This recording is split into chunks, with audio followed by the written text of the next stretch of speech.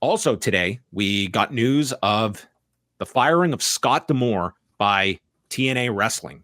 This announcement came out earlier this afternoon, and TNA making a statement that they're just essentially going in a different direction. The press release was worded in such a way that they were complimentary of Scott D'Amore leaving, but it was very notable. There was no quote from Scott D'Amore. This was not this does not come off as any kind of amicable split, as they noted that his contract has been terminated. And from the press release, they state that the move aims to further integrate TNA Wrestling into Anthem Entertainment Group, of which, and this is naming Anthony Ciccione as its new president, leveraging the entire company's resources to add more value in areas including production, distribution, marketing, viewership, customer acquisition, and several other areas. Ciccione replaces Scott D'Amore, whose contract with Anthem has been terminated. D'Amore has been a part of TNA since 2003. He held many key leadership positions and played a vital role in the growth of the company, leading to its strong industry reputation today, including the successful return of the TNA Wrestling brand in 2024. Anthem thanks him for the commitment he brought to the business, the talent, and the people who work outside the ring. So there was a call with talent that TNA held today. And as you can see online, there has been vocal support from many people that this sounds like this caught many off guard, or ones that they are very comfortable to protest publicly. Like Scott D'Amore had a lot of people by his side in TNA. And if you are just looking at this from a outside looking in perspective, this comes at a time when TNA is coming off one of their best, runs of business during this entire Anthem era, between the Hard to Kill pay-per-view, what they drew those weekends in Las Vegas, and overall interest in the company with talents coming in. Like, there is a lot of momentum for the company at this point.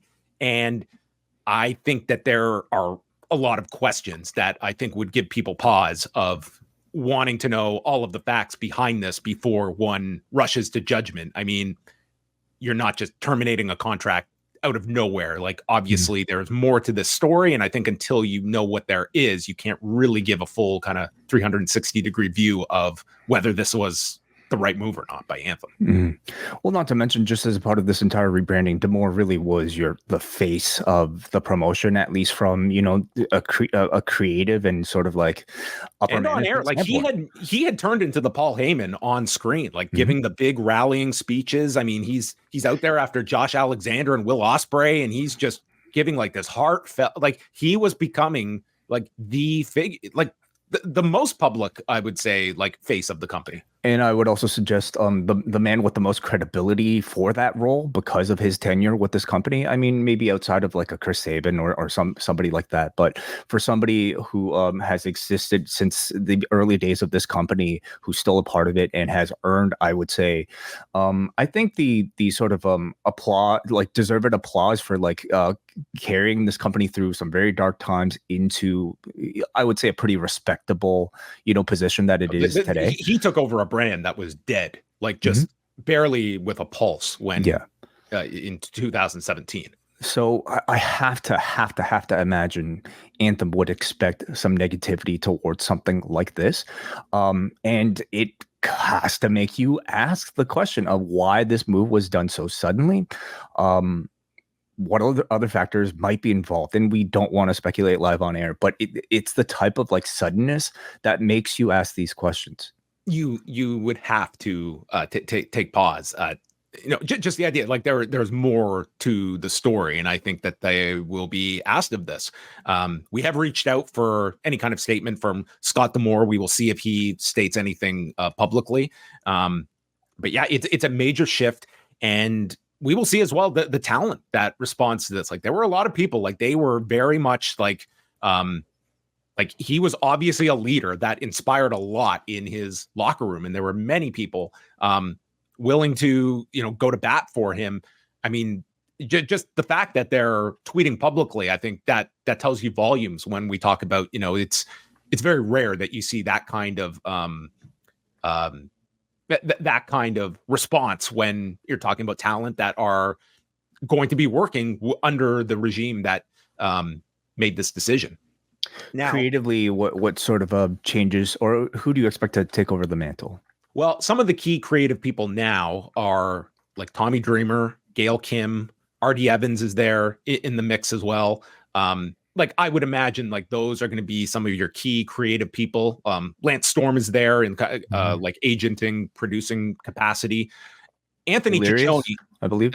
Delirious as well. Yes, Mhm. he's also there in a creative capacity. Now, you and I have a very unique angle to this that we can probably speak to Anthony Ciccione more than most because we worked with Anthony Ciccione when we were at the Fight Network.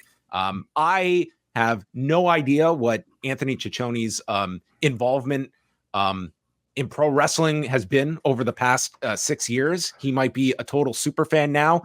He was not when we worked with him, but I would very highly imagine that he is going to be more the business side as TNA president. I do not expect Anthony to be sitting down and writing out promos and building up programs for Bound for Glory. Neither do I, but I mean, hey, we have not worked with him in like 6 years. A lot has changed. I mean, He could. it's possible. I can't state. But that is not his background. That is not his strength as, you know, a professional in this industry. He comes from a television background, was one of the heads of The Score, you know, sports television station, and then was, of course, responsible for, or at least had a hand in bringing the WWE over to The Score at the time. Now Sportsnet 360, or at least owned by Sportsnet now. So he has history with professional wrestling that way, but we really knew him as more of just, you know, almost somebody who's at the top from a business standpoint, from a production standpoint, has a long history in that department. So I would expect him to manage or sort of move over into those fields or those roles within TNA. Creatively in professional wrestling, I would expect to go to the former wrestlers or people who have a longer history there. That would be my expectation as well. So it's a major move for TNA, and we'll see. Like there was definitely more negativity to this story online from people that it does tell you what TNA that they had built up this goodwill among fans, and Scott D'Amore was your front-facing person, so he has been credited for that change and has been someone that has been a constant from 2017 up until the present. But again, I think everyone's looking at this of like what is not known versus what is in this press release as well.